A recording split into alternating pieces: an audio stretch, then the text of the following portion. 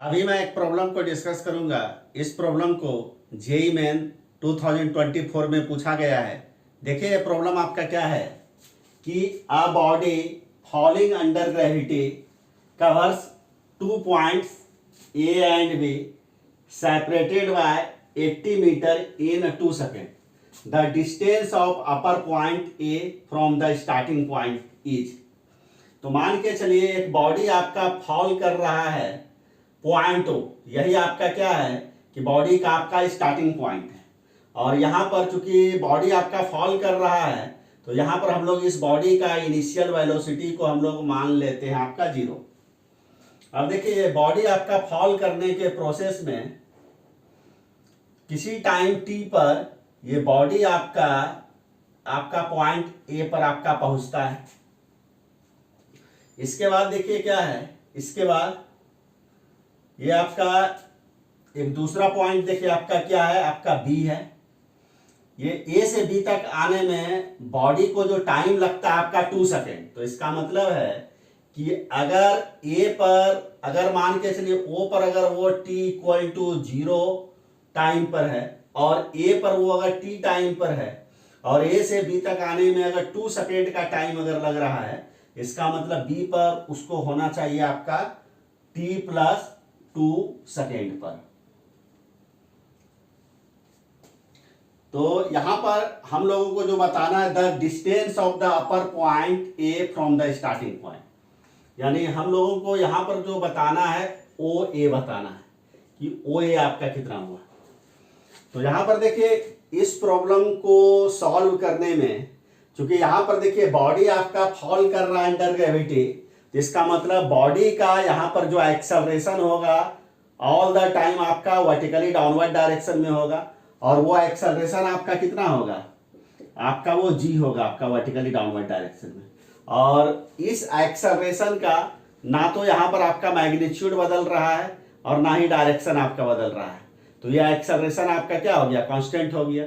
तो जब भी अगर एक्सेलरेशन आपका कांस्टेंट हो और चूंकि बॉडी आपका फॉल कर रहा है अंडर ग्रेविटी, इसका मतलब है कि बॉडी का मोशन आपका स्ट्रेट लाइन पाथ पर हो रहा है। तो जब भी बॉडी का आपका एक्सेलरेशन आपका कांस्टेंट हो और बॉडी का मोशन स्ट्रेट लाइन पाथ पर हो रहा हो, तो वहां पर हम लोग डिस्प्लेसमेंट को कैलकुलेट करने का जो फार्मूला होता है UT plus half A T square, इसको हम लोग यूज कर सकते हैं। तो यहां पर देखिए हम लोग क्या करते हैं, वर्टिकली डाउनवर्ड डायरेक्शन को ही हम लोग पॉजिटिव डायरेक्शन मान लेते हैं एक्सिस का, और इसको हम लोग क्या कहते हैं, वाई एक्सिस कहते हैं। तो देखिए तो ओ से ए तक आने में बॉडी का डिस्प्लेसमेंट आपका क्या हो गया, ओ ए हो गया। देखिए ओ से ए तक आने में देखिए ओ पर बॉडी का इनिशियल वेलोसिटी क्या है 0, तो यू के जगह 0 रख दीजिए। ओ से ए तक आने में कितना टाइम लगा, टी प्लस हाफ ए के जगह पर क्या ले लीजिएगा जी, और ये आपका क्या हो जाएगा, आपका टी स्क्वायर हो जाएगा। यानी कहने का मतलब ओ ए इक्वल टू क्या हो गया, हाफ जी टी स्क्वायर हो गया, क्योंकि फर्स्ट टर्म आपका 0 है। इन द सेम वे देखिए अब इसी फार्मूला को हम लोग यूज करते हैं कहां से कहां तक, ओ से बी तक। तो डिस्प्लेसमेंट के जगह पर ओ बी को लिख दीजिए, यू के जगह पर अभी भी 0 लेंगे। टी यहां से यहां तक आने में कितना टाइम लग रहा है, टी प्लस 2। तो अब यहां पे देखिए टी के जगह पर आप टी प्लस 2 ले लीजिए, हाँ एक के जगह पर जी ले लीजिए और टी के जगह पर क्या ले लीजिएगा, टी प्लस 2 का होल स्क्वायर हो जाएगा। यानी कहने का मतलब ओ बी इक्वल टू आपका कितना हो गया, आपका हाफ जी टी प्लस 2 का होल स्क्वायर।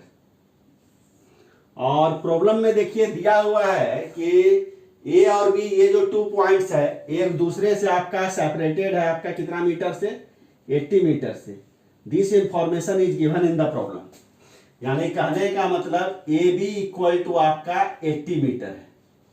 तो देखिए तो एक इक्वेशन को फ्रेम किया जा सकता है, ओ से ए तक आइए फिर ए से बी पर चले जाइए, तो ओ से बी पर नहीं चले गए। अब देखिए तो यहां ए बी को हम लोग लिख सकते हैं ओ बी माइनस ओ ए को राइट हैंड साइड में ट्रांसफर कर दीजिए। अब देखिए ओ बी के जगह पर क्या लिखा जा सकता है, हाफ जी टी प्लस 2 का होल स्क्वायर माइनस हाफ जी आपका क्या हो जाएगा, टी स्क्वायर। तो देखिए हाफ जी कॉमन ले लीजिए, यहाँ भी है यहाँ भी है, तो क्या बचेगा आपका t प्लस 2 का होल स्क्वायर माइनस आपका क्या हो जाएगा t स्क्वायर। और ए भी प्रॉब्लम में कितना दिया हुआ है 80 दिया हुआ है, 80 रख दीजिए।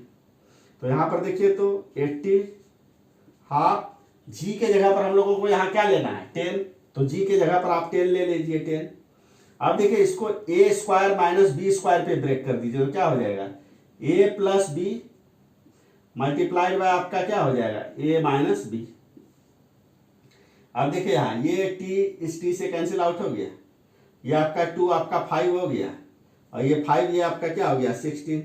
तो 16 इज इक्वल टू आपका यहाँ पर देखिए तो क्या हो जाएगा t plus T 2t plus 2, ये आपका क्या हो गया मल्टीप्लाइड बाय 2, ये 2 से 16 कितना बार में कैंसिल आउट हो गया 8, तो 8 इज इक्वल टू क्या लिखिएगा 2t प्लस 2। अब देखिए इस इक्वेशन को सॉल्व करिएगा तो 2t इक्वल टू क्या लिखिएगा 8 माइनस 2 इज इक्वल टू क्या हो गया 6, यानी कहने का मतलब 2t इक्वल टू 6 आ गया। इसको सॉल्व करिएगा तो t इक्वल टू क्या आ जाएगा 3 सेकेंड आ जाएगा। यानी कहने का मतलब ये हुआ कि O से A तक आने में ये जो बॉडी है उसको जो बॉडी को टाइम लगा आपका 3 सेकेंड का आपका टाइम लगा। तो हमको the distance of upper point A from the starting point यानी O से A का डिस्टेंस निकालना है, तो डायरेक्टली हम लोग इस इक्वेशन को यूज कर लेते हैं। तो यहां देखिए ओ ए इज इक्वल टू आपका देखिए तो क्या है हाफ जी टी स्क्वायर है, तो हाफ हो गया जी के जगह पर हम लोग यहाँ 10 ले लेते हैं, 10 ले लीजिए, और टी के जगह पर क्या लेना है 3 सेकेंड, तो 3 का स्क्वायर हो जाएगा। तो ये 2 से 10 आपका कितना बार में कैंसिल आउट हो जाएगा 5, और 3 का स्क्वायर आपका क्या हो गया 9, 5 मल्टीप्लाइड बाय 9 आपका क्या हो गया 45 मीटर। इसका मतलब the distance of upper point A from the starting point आपका कितना हो गया, यहां पर आपका क्या हो जाएगा 45 meter. This is the final answer. तो इस प्रकार से इस क्वेश्चन को मैंने सॉल्व कर दिया। अगर इस क्वेश्चन के सॉल्यूशन को समझने में आपको कहीं भी किसी भी ढंग का डाउट आएगा तो आप कमेंट आप जरूर कीजिएगा।